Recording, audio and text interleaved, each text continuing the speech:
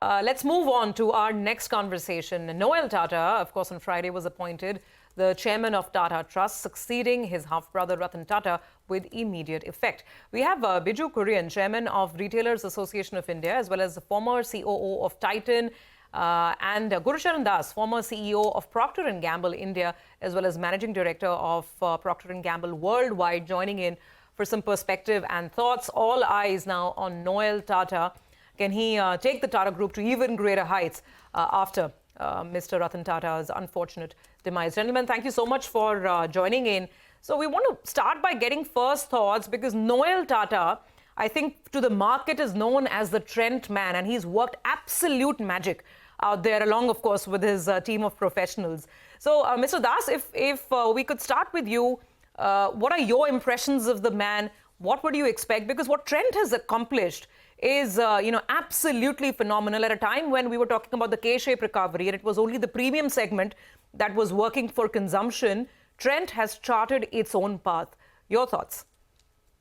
Well, I think it was a non-event, which is to say that the smooth takeover of the Tata Trusts by Noel from Ratan reflected good planning, good common sense, and it was a difficult job. The difficult job in this case was not this one. The difficult job had been done in 2017 when the family separated ownership from management and appointed an outstanding professional, Chandrasekaran, as CEO to manage the large group, and Ratan Tata became head of Tata Trusts. What you did was you separated ownership from management, which is the Achilles heel of Indian business. And I think that lesson, this is a very important lesson for India Incorporated. The family had already given up control of running the business, and therefore no family member could aspire now to become head of the CEO of Tata Sons. And this is the rightful role. A rightful role of a family is governance and to exercise control through the board. This is the ultimate lesson, I think, of Noel Tata's rise and of Ratan Tata's departure. And I just hope that Indian businesses will look at this, because, it's, as I said, it's common sense that one's relative is unlikely to be the best candidate in competition with the best in the world. Business families still have to learn to exercise ownership through the board of directors. The argument that a professional manager cannot be a risk taker like a family member, that too doesn't hold. It only means that you haven't selected the right person to be CEO. Sure. All right. Thank you for those opening thoughts. Let me bring in Mr. Kurien as well. Mr. Kurien, we'll of course talk about Mr. Noel Tata and what lies ahead for the group overall in just a bit. But I really want to go back to the starting point. Trent and what has happened with that company, the way it has metamorphosized and just completely burst through the ceiling, right? And they're disrupting every single day, whether it's Zudio, whether now it's lab-grown diamonds, whether it's a lot of private labels. I'm not sure if you'll be able to tell us this, but tell us if you're privy to it. Does it really have full Noel Tata stamp all over it? Or is it perhaps the freedom that he gives to the day-to-day executives who run that business? What have you made of the Trent story and your impressions of Mr. Noel Tata?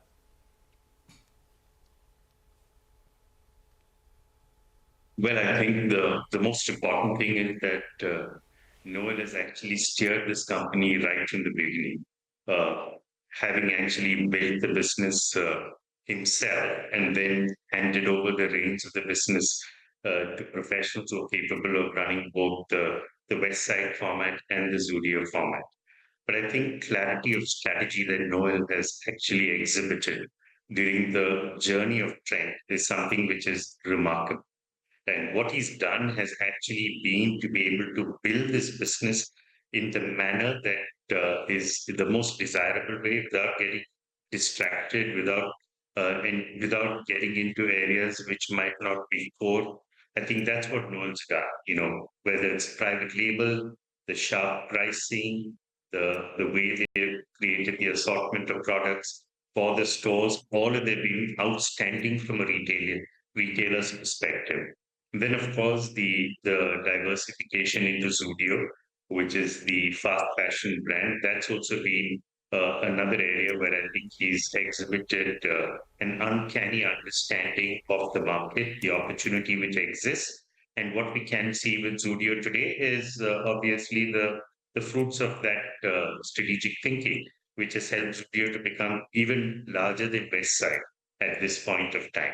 So in all of this, what you can see is that there is clarity of strategy, there is determination, there is persistence in terms of vision, and he doesn't get distracted. And every single action that you're seeing that he has taken has always been about deliberate thinking and careful expansion.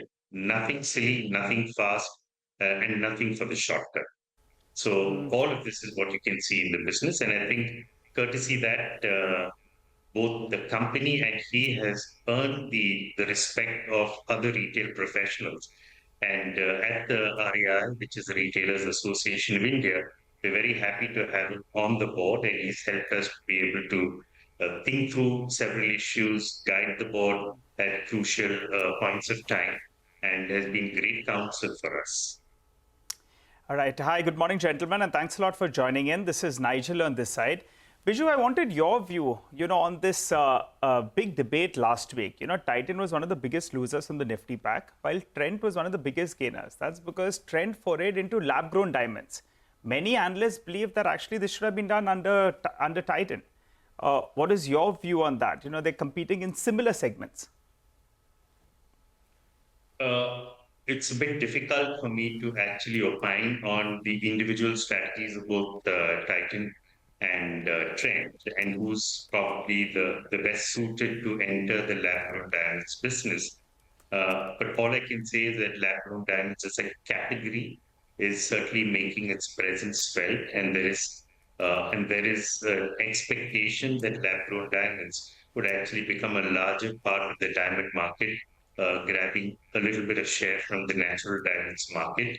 And in that context, whether Titan was best suited to be able to complement its entire portfolio of natural diamond brands alongside another lab-grown diamond brand, or whether it's a fashion company like Trent, which can move into the costume and fashion jewelry space with lab-grown diamonds, making it, kind of complementing the range of apparel. Which is better? And I think if you ask me, both are opportunities.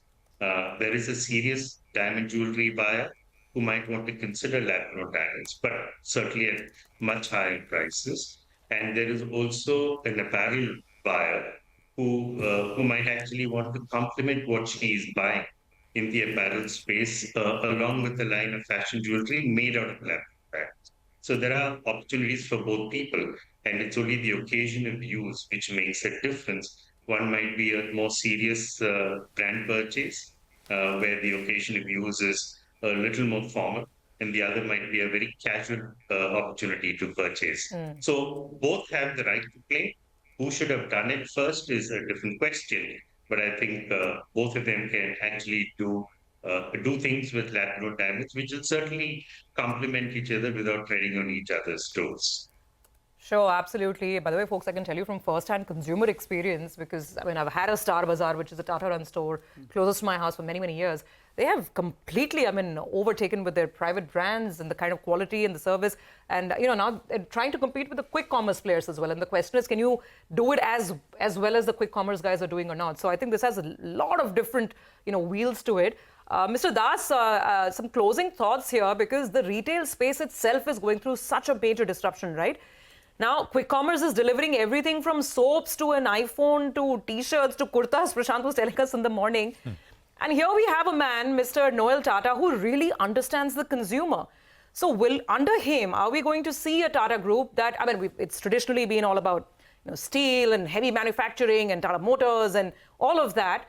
But could the consumer face of the group get an even bigger focus? For instance, would you expect them to go out and disrupt quick commerce in a big way, take on Reliance Retail in a very big way? What would you expect, say, in the first year of Mr. Noel Tata taking office? What are the changes or what are the sort of big announcements that you would perhaps expect? Well, I think in the first year, I mean, he's a sensible guy. He had the job of retail and he did it brilliantly. So Bijou has explained it much better than I could.